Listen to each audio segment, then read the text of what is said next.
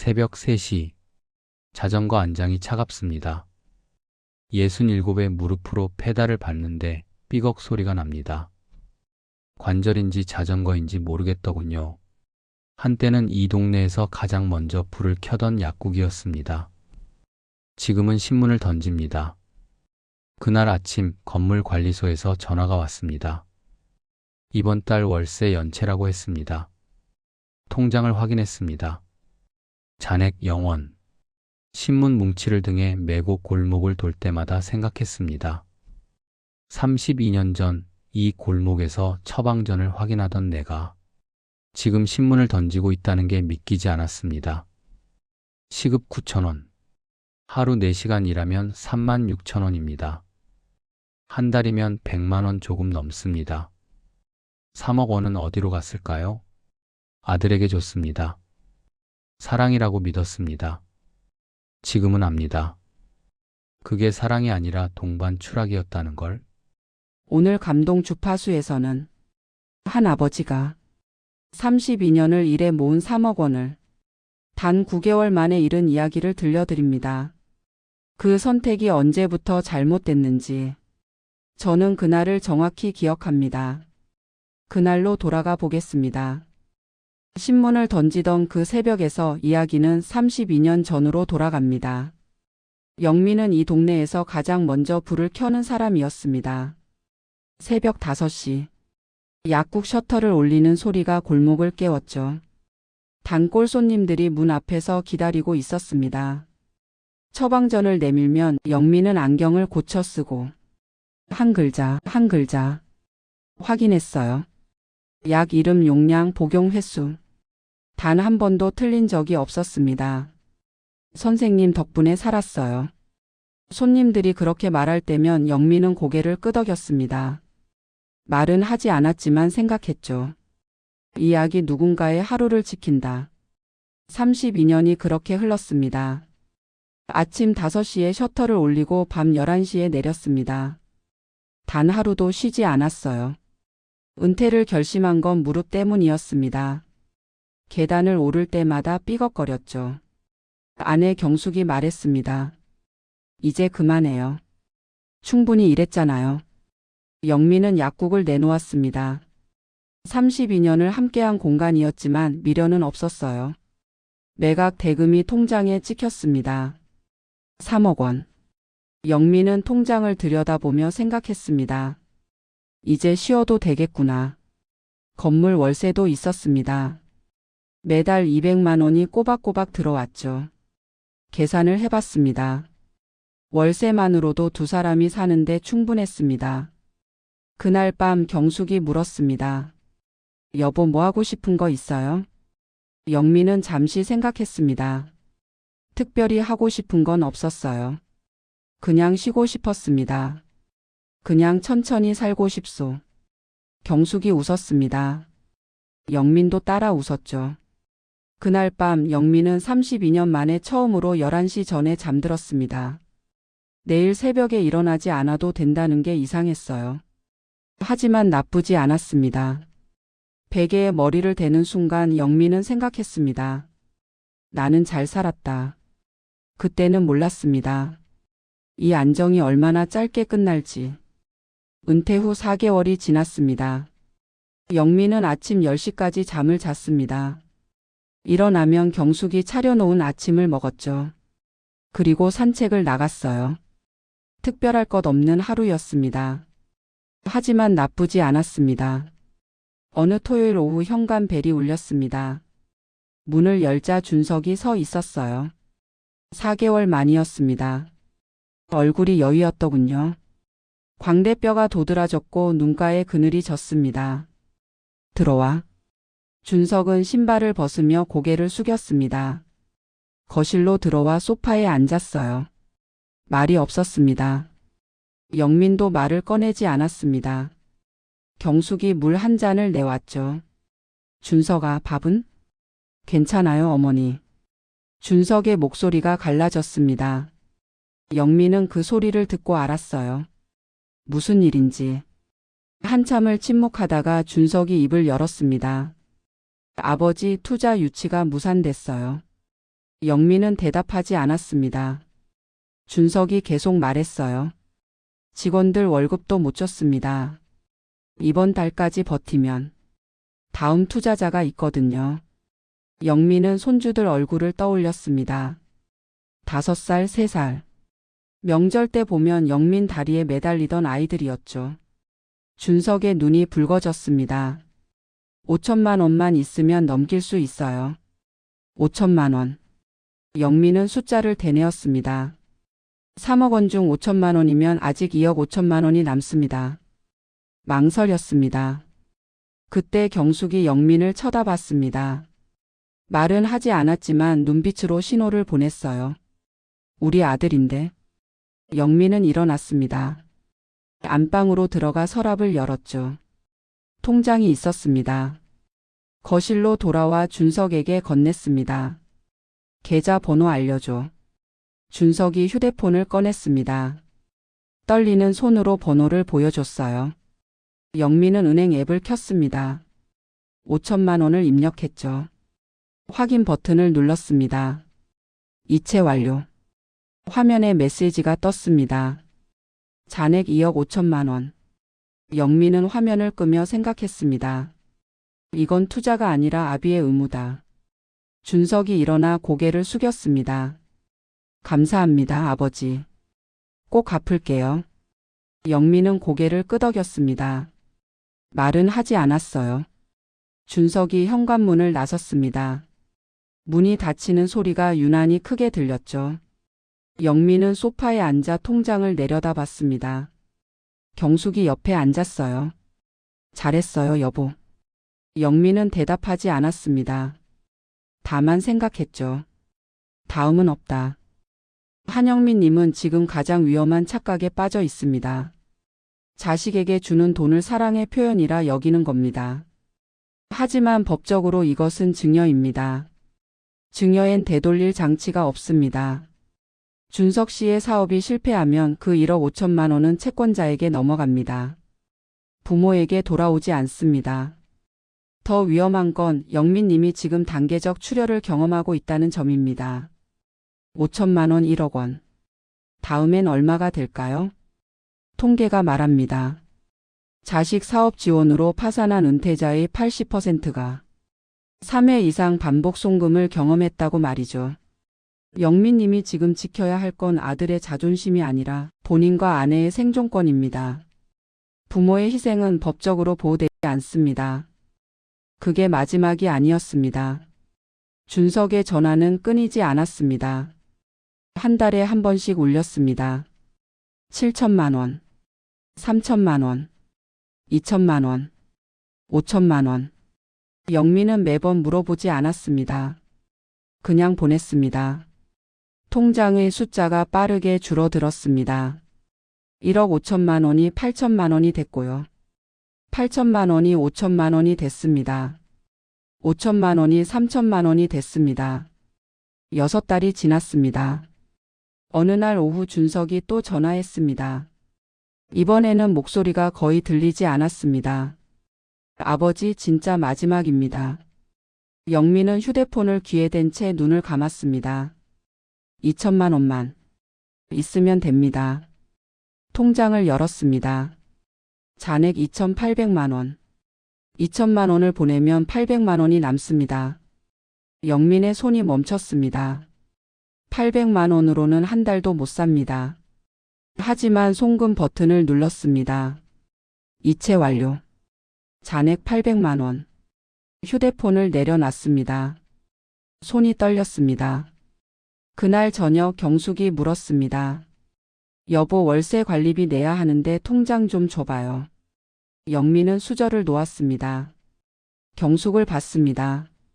내가 낼게. 아니, 제가 인터넷으로 할게요. 통장 어디 있어요? 경숙이 일어났습니다. 영민이 말했습니다. 걱정 마. 충분해. 경숙이 멈췄습니다. 영민을 내려다봤습니다.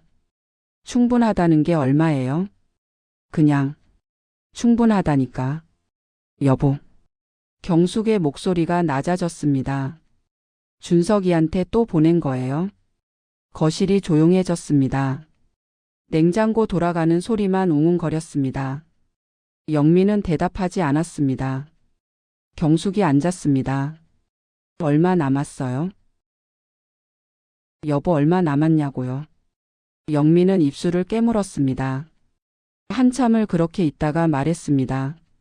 충분히 남았소. 거짓말이었습니다. 경숙은 더 이상 묻지 않았습니다. 밥을 먹지도 않았습니다. 안방으로 들어가 문을 닫았습니다. 영미는 혼자 거실에 앉아 있었습니다. 휴대폰을 꺼냈습니다. 통장을 열었습니다. 잔액 800만 원. 3억 원이 800만 원이 됐습니다. 6달 만이었습니다. 영미는 계산기를 켰습니다. 월세 200만 원. 관리비 50만 원. 전기세, 수도세, 통신비. 800만 원으로는 다음 달을 넘기기 어려웠습니다. 속으로 생각했습니다. 일을 해야 한다. 67의 나이에요. 휴대폰을 껐습니다. 거실 불을 껐습니다. 어둠 속에서 영미는 생각했습니다. 32년이 6달로 사라졌다고요. 석 달 후 준석의 전화가 왔습니다. 아버지. 목소리가 울먹였습니다. 회사가 문 닫았어요. 영미는 휴대폰을 귀에 댄 채 창밖을 봤습니다. 눈이 내리고 있었습니다. 죄송합니다. 전화가 끊겼습니다. 그게 끝이었습니다. 준석은 그 뒤로 한 달에 한 번씩 전화했습니다. 괜찮으세요? 영미는 대답했습니다. 그래, 괜찮다. 하지만 괜찮지 않았습니다. 건물 월세를 밀렸습니다. 관리인이 찾아왔습니다. 이번 달만 기다려 주십시오. 다음 달도 밀렸습니다. 영미는 일자리를 찾기 시작했습니다. 편의점에 이력서를 냈습니다. 사장이 영민을 위아래로 물어봤습니다. 나이가? 말을 흐렸습니다. 경비 일도 알아봤습니다. 관리소장이 고개를 저었습니다. 이미 정원이 찼습니다. 배달 앱에 등록했습니다. 서류 심사에서 떨어졌습니다. 한 달이 지났습니다. 어느 날 신문 배달 광고를 봤습니다. 새벽 3시 7시 시급 9,000원 나이 무관. 영미는 전화를 걸었습니다. 내일부터 나오시면 됩니다. 다음 날 새벽 3시. 영미는 처음으로 일어났습니다. 배달소에 갔습니다. 낡은 자전거를 받았습니다. 신문 뭉치를 등에 맸습니다. 무거웠습니다. 어둠 속을 달렸습니다. 거리에는 아무도 없었습니다. 가로등만 희미하게 빛났습니다. 무릎이 삐걱거렸습니다. 페달을 밟을 때마다 통증이 왔습니다. 하지만 멈추지 않았습니다. 골목을 돌았습니다. 현관 앞에 신문을 놓았습니다. 다시 달렸습니다. 손이 시렸습니다. 장갑을 껴도 차가웠습니다. 새벽 5시쯤. 익숙한 골목이 나왔습니다. 영미는 속도를 줄였습니다. 약국이 있던 자리였습니다. 지금은 다른 가게가 들어서 있었습니다. 셔터가 내려져 있었습니다. 영미는 자전거를 세웠습니다. 한참을 그 앞에 서 있었습니다. 한 선생? 뒤에서 목소리가 들렸습니다. 영미는 돌아봤습니다. 50대 여자가 서 있었습니다. 단골 손님이었습니다. 30년을 본 얼굴이었습니다. 선생님 맞죠? 여자가 다가왔습니다. 영민의 모습을 위아래로 봤습니다. 신문 배달 가방, 낡은 자전거, 땀에 젖은 얼굴. 여자의 입이 벌어졌습니다. 선생님이. 왜? 영민은 고개를 숙였습니다. 대답하지 않았습니다. 혹시 무슨 일이? 아닙니다. 영민이 말을 끊었습니다. 실례합니다. 자전거에 올라탔습니다. 페달을 밟았습니다.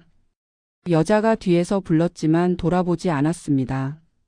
어둠 속을 달렸습니다. 가로등이 뒤로 흘러갔습니다. 영민은 생각했습니다. 3억 원이 어디로 갔을까? 대답은 알고 있었습니다. 어디로도 가지 않았습니다. 그냥 사라진 것입니다. 하지만 그 대가는 지금 영민이 치르고 있었습니다. 새벽 3시. 자전거. 시급 9,000원. 32년의 끝이었습니다. 영민은 지금 새벽 3시에 일어납니다. 알람이 울리면 몸이 먼저 일어납니다.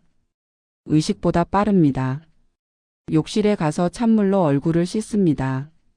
거울에 비친 얼굴이 낯설 때가 있습니다. 이게 나인가?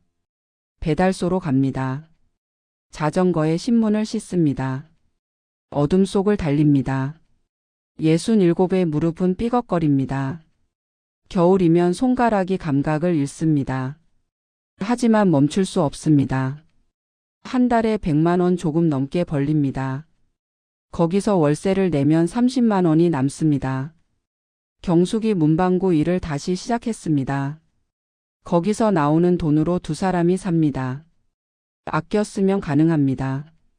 경숙은 지병이 악화됐습니다. 병원에 가야 하는데 돈이 없습니다. 건강보험료를 밀려서 보험도 끊겼습니다. 괜찮아요, 여보. 경숙이 그렇게 말합니다. 하지만 밤마다 신음소리가 들립니다. 영민은 잠을 못 잡니다. 준석은 가끔 전화합니다. 아버지 취직했어요. 그래, 잘됐다. 조금만 기다려 주세요. 천천히 해. 영민은 알고 있습니다. 되돌릴 수 없을 거라는 걸요. 어느 날 저녁, 경숙이 물었습니다. 여보, 후회해요? 영민은 창밖을 봤습니다.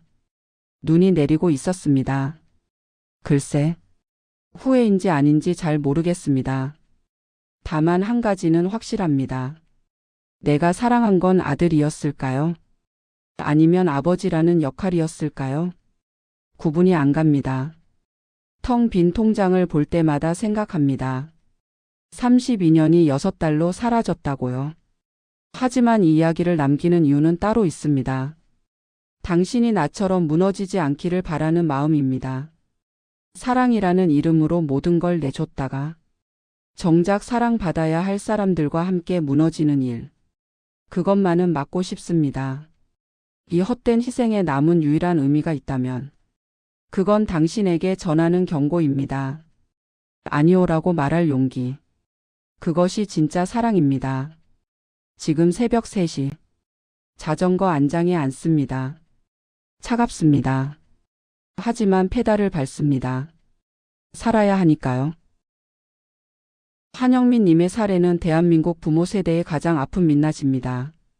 자식 사랑이 노후 파산으로 직결되는 구조. 준석 씨는 악인이 아닙니다. 다만 무능했고 부모는 그 무능을 돈으로 메워줬을 뿐입니다. 하지만 법은 이것을 증여로 봅니다. 회수 불가능합니다. 더 중요한 건 이겁니다. 영민님은 지금 새벽 노동을 하고 계십니다. 아내는 치료를 못 받고 있습니다. 반면 준석 씨는 어떻습니까? 취직했다고 합니다. 본인 생활은 하고 있다는 뜻입니다. 부모는 무너졌는데 자식은 살아남았습니다. 이것이 증여의 결말입니다. 지금 이 글을 보시는 분들께 말씀드립니다.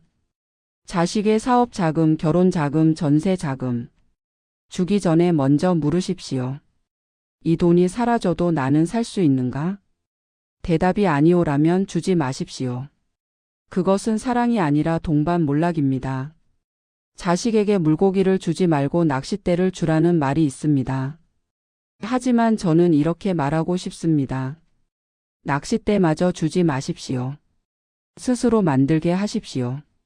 그것이 진짜 사랑입니다.